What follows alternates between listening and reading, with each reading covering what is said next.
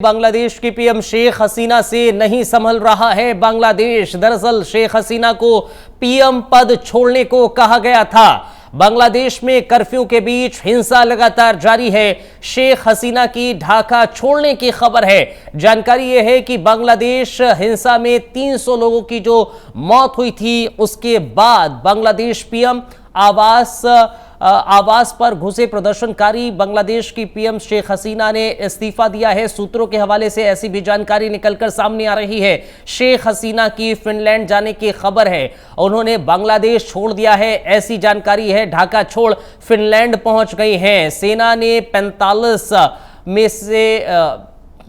ने 45 आपको बताते चले, जानकारी बेहद अहम है। बांग्लादेश में कर्फ्यू लगातार जारी है, हिंसा लगातार हो रही है। पिछले कुछ दिनों में देखा हमने, हिंसात्मक घटनाएं हो रही थी, फिर थोड़ा सा शांत हुआ और अब एक बार फिर पिछले 2 दिनों से हिंसात्मक घटनाएं देखने को मिल रही थी बांग्लादेश के भीतर। और अब खबर यह है कि बांग्लादेश शेख हसीना ने छोड़ दिया है, ऐसी जानकारी भी निकलकर सामने आ रही है।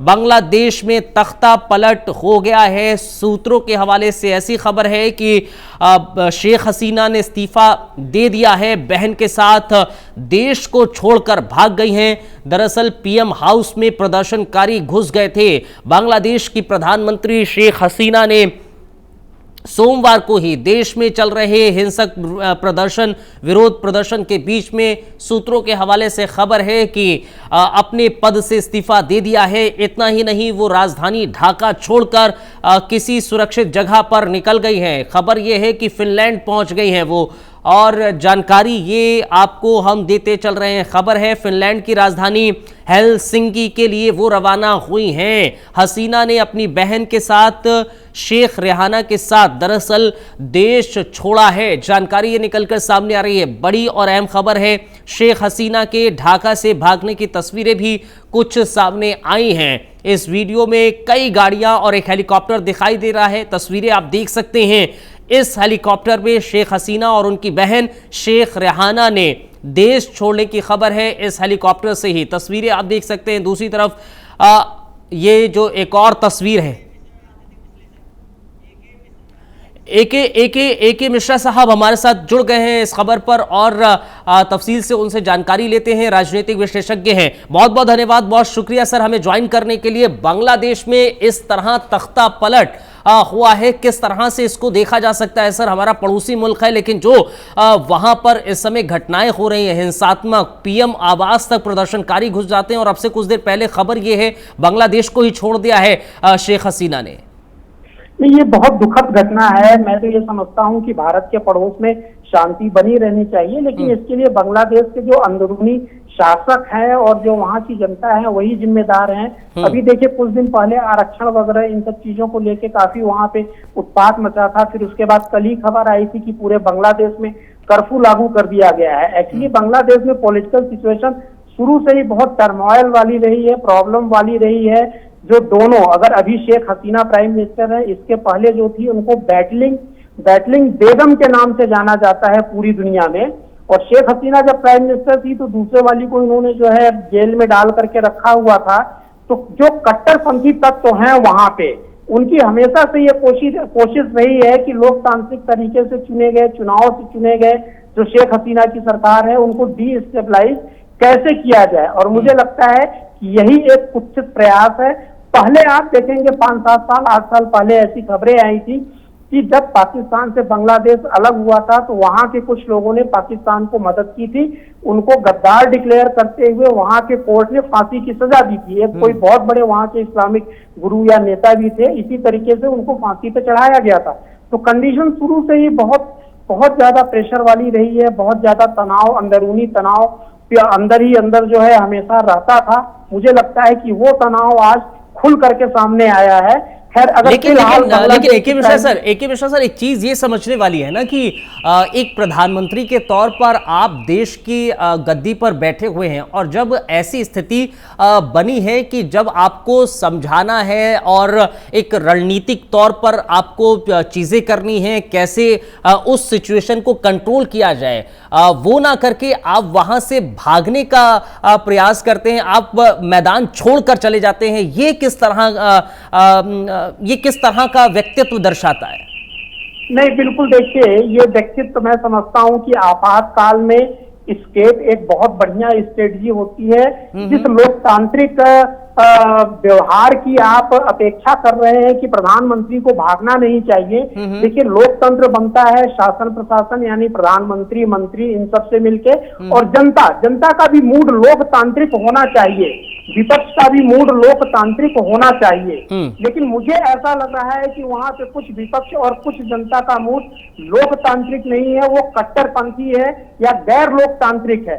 ऐसी परिस्थिति में वहां पे बहुत इंपॉर्टेंट लोगों का, प्रधानमंत्री वगैरह का रहना खतरनाक है। इसके पहले भी इनके पिताजी की भी हत्या इसी तरीके से वहां पे की गई थी।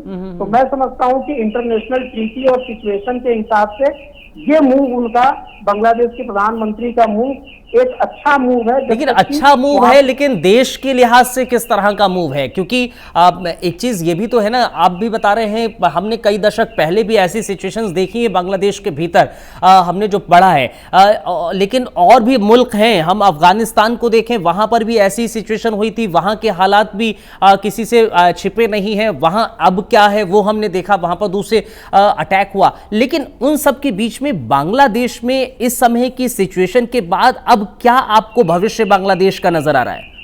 कि बांग्लादेश का भविष्य मैं ईश्वर से कामना करता हूं कि अच्छा ही होगा। इस तरह की सिचुएशन अगर वहां हुई है तो डेफिनेटली ये एक तख्ता पलट की कोशिश है, और इंटरनेशनल फोर्सेस, इंटरनेशनल बॉडी मिलकर के इस समस्या का समाधान कुशलता पूर्वक और शांति पूर्वक संपन्न करेंगे। बांग्लादेश कोई ऐसी बहुत बड़ी तोप वहां पे जो सत्ता को पलटना चाहते हैं, ऐसे नहीं हो गए हैं वो कि पूरे दुनिया से अलग हट करके कट फिट करके वो रह लेंगे। बांग्लादेश की डिपेंडेंसी दूसरे देशों पे बहुत सारी चीजों के लिए, व्यापार के लिए बहुत ज्यादा है। कुछ समय के बाद मुझे उम्मीद है कि इस सिचुएशन का समाधान जो है डेफिनेटली कुछ न कुछ अच्छा निकलेगा। लेकिन अभी के हालात को मद्देनजर रखा जाए तो आप ये कहेंगे कि आपातकाल की स्थिति है पूरी तरीके से वहां पर? केवल आपातकाल की ही नहीं, तख्ता पलट की स्थिति आप बोलिए। आपातकाल तो एक दूसरी सिचुएशन होती है जो कि बाढ़ वगैरह के मामले में भी लगाई जाती है। हाँ, वो एक आपातकाल, लेकिन ये तख्ता पलट की और युद्ध जैसी स्थिति है, तो इसको यही बोलना चाहिए। और अगर तख्ता पलट की सिचुएशन है, स्थिति है, दूसरे, क्योंकि अभी हम जो खबरें पढ़ रहे हैं, देख रहे हैं, जो भी अपडेट्स आ रही हैं, लगातार मीटिंग्स चल रही हैं बांग्लादेश के भीतर। अगर देखा जाए कि सेना प्रमुख हैं वहाँ पर, जनरल वेकर उस जमान, वो सेना मुख्यालय में मीटिंग्स कर रहे हैं लगातार, अलग अलग राजनीतिक दलों के नेताओं के साथ, नागरिक समाज के सदस्यों के साथ मीटिंग्स कर रहे हैं। और दूसरी वहां पर पार्टी है जातीय पार्टी, उनके सह अध्यक्ष हैं अनीसुल इस्लाम महमूद, वो भी हैं, पार्टी के महासचिव हैं मुजीबुल हक चुन्नू, वो भी, उन्होंने भी मीटिंग्स बुलाई हैं।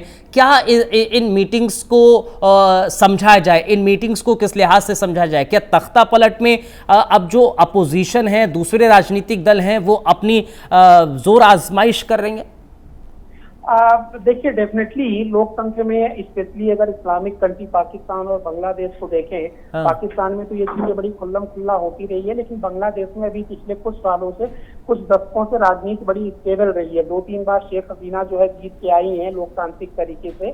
तो मुझे ये लगता है कि किसी भी तरीके से अगर शांति वहां स्थापित हो सकती है। इसके पहले भी अगर सेना का वहां, मुझे नहीं लगता है कि ऐसा कोई रोल होगा कि तख्ता पलट करके वो वहां पे सत्ता के ऊपर या शासन प्रशासन के ऊपर हावी हो जाए, खुद सरकार बना ले। मुझे लगता है कि सेना एक बहुत महत्वपूर्ण अंग होता है, स्पेशली जब गृह युद्ध की स्थिति होती है तो सेना और राजनीतिक दल मिलकर डेफिनेटली कुछ न कुछ जो है वहां पे समस्या का समाधान ढूंढने की कोशिश कर रहे होंगे।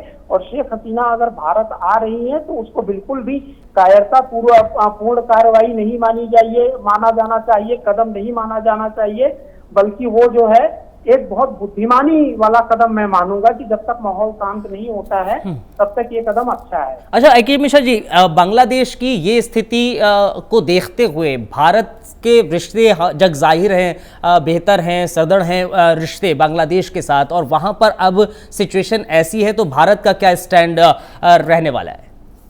भारत का स्टैंड देखिए, मैं आपको बताऊं, भारत का स्टैंड शुरू से ही हमेशा ऐसा रहा है कि शांतिपूर्ण तरीके से वहां पे शांति को स्थापित किया जाए, इंटरनल डेमोक्रेसी को स्थापित किया जाए। भारत खुद एक लोकतांत्रिक देश है, लोकतंत्र की परंपरा में विश्वास रखता है, और भारत इस खित्ते का, इस रीजन का एक बहुत इंपॉर्टेंट देश है, एक तरीके से लीडिंग कंट्री है।